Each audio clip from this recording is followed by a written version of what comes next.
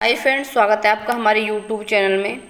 तो देखिए, आज की वीडियो में हम डिस्कस करेंगे कि जो सीटेट का एग्ज़ाम है वो बहुत ही कम टाइम में आप कैसे क्लियर कर सकते हो। जैसे कि आप जानते हो कि आपका जो सीटेट का एग्ज़ाम है वो दिसंबर में है और अब चल रहा है नवंबर, तो आपके पास 1 महीना है। तो हालांकि सीटेट का जो एग्ज़ाम है वो जनवरी तक चलेगा, लेकिन फिर भी 1 महीने के अंदर आपको अपने सारे टॉपिक हैं वो क्लियर करने हैं और साथ ही उनकी प्रैक्टिस भी करनी है। तो आज हम इस वीडियो में यही जानेंगे कि आप जो सीटेट का एग्ज़ाम है वो कैसे क्लियर कर सकते हो, और साथ ही ये जानेंगे कि जो मैंने अपना सीटेट का एग्ज़ाम वो कैसे क्लियर किया, मैंने क्या सब्जेक्ट पढ़े, कैसे पढ़े और कितना पढ़ा, और साथ ही जो मेरे नंबर है, जो मेरा स्कोर है वो कितना रहा।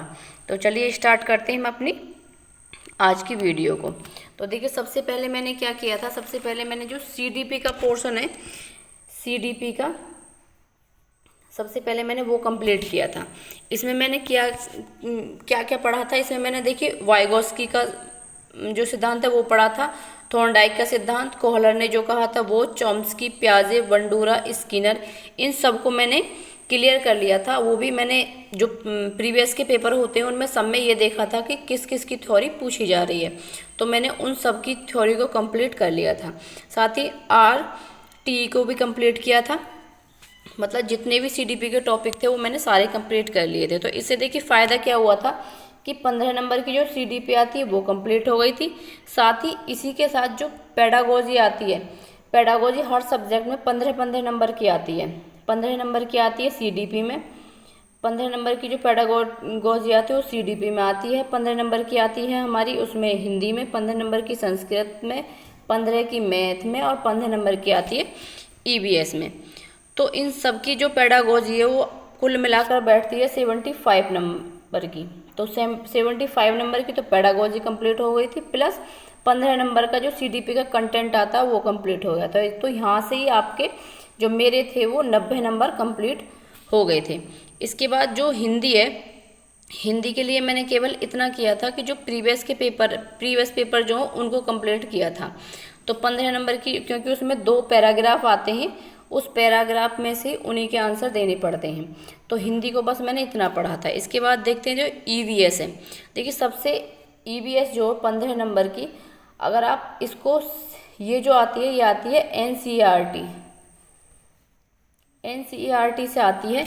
अगर आप इसको कंप्लीट कर लेते हो तो आपके 15 नंबर कहीं नहीं गए। और ये जो आती है ये आती है 6, ये जो एनसीईआरटी से जो ईवीएस आती है ये आती है 3, 4, 5 की जो ईवीएस की बुक है ये सारी वहाँ से आती है।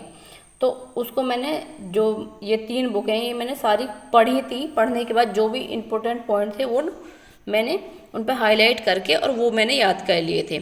साथ ही इसके जो ईवीएस के मैंने प्रीवियस पेपरों को देखा था, उनसे मुझे ये आइडिया हो गया था किस टाइप के क्वेश्चन कैसे पूछे जा रहे हैं एनसीईआरटी की बुक से। तो मेरे 15 नंबर का जो एक ईवीएस का कंटेंट था ये वहाँ से कंप्लीट हो गया था। अब देखते हैं मैथ। तो देखिए, मैथ को मैंने केवल प्रीवियस पेपर करे थे उसके, और कुछ नहीं किया था मैथ के लिए मैंने। तो मैथ के लिए मैंने केवल प्रीवियस पेपर करे थे, और मैंने हिंदी के भी केवल प्रीवियस पेपर ही करे थे। और ईवीएस मैंने आपको बताई दी, ये एनसीईआरटी की बुक से पढ़ी थी मैंने। और सीडीपी का मैंने जो कंटेंट आपको बताया है वो कंटेंट मैंने तैयार किया था। जितनी भी ये थ्योरी हैं, वाइगोस्की और थॉर्नडाइक, कोहलर, चॉम्स्की, पियाजे, बंडूरा, इन सब की मैंने सीडीपी में ये कंप्लीट की थी। इसके बाद जो संस्कृत है, मैंने संस्कृत ली थी, इंग्लिश नहीं ली थी। तो मैंने संस्कृत जो है वो पढ़ी ही नहीं थी, मैंने कहीं से नहीं पढ़ी संस्कृत। केवल जो पेडागोजी का जो पोर्शन होता है उसमें बस थोड़े बहुत वर्ड समझ में आ गए थे, तो ऐसे ही तुक्के से लगा के आ गए थे उसमें। तो ये तो हो गया मेरा, मैंने कैसे अपनी तैयारी की थी सीटेट की।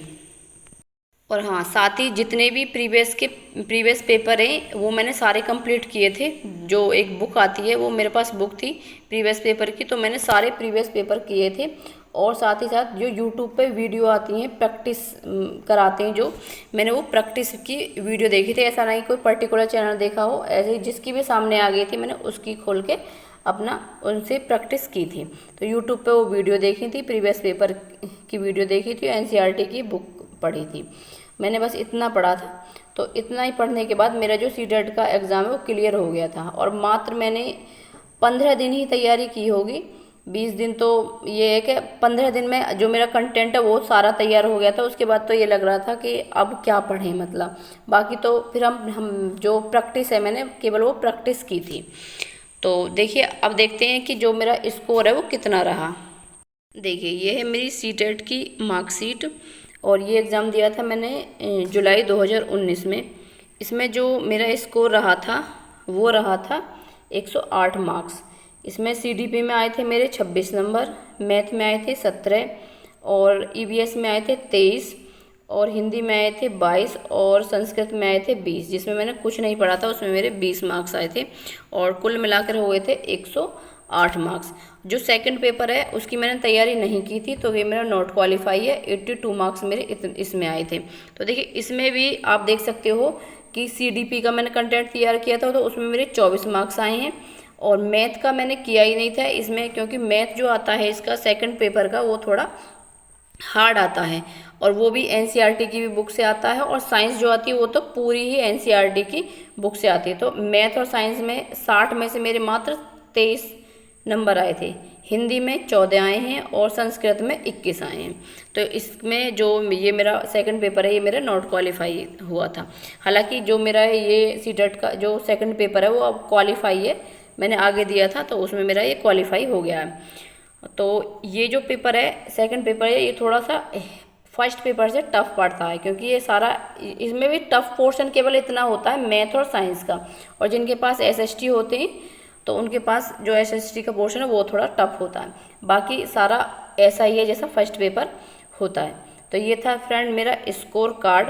और बाकी आप जितने भी बच्चे ये चाहते हैं कि आपको जो सीटेट की वीडियो प्रोवाइड कराई जाए, जैसे कि जो ईवीएस का कंटेंट है वो सारा प्रोवाइड किया जाए, सीडीपी का, मैथ का, प्रीवियस पेपर कुछ प्रोवाइड कराए जाएँ, तो आप नीचे वीडियो में कमेंट कर सकते हैं। मैं पूरी कोशिश करूँगी आपको वीडियो प्रोवाइड कराने की। तो बाकी मिलते हैं एक नई वीडियो में। Thank you for watching. और हाँ, अगर आपको वीडियो पसंद आई हो तो वीडियो को लाइक ज़रूर करें एंड चैनल को सब्सक्राइब ज़रूर करें ताकि मैं जो भी वीडियो डालूँ आप तक पहुँच सके। तो मिलते हैं एक नई वीडियो में। Thank you for watching.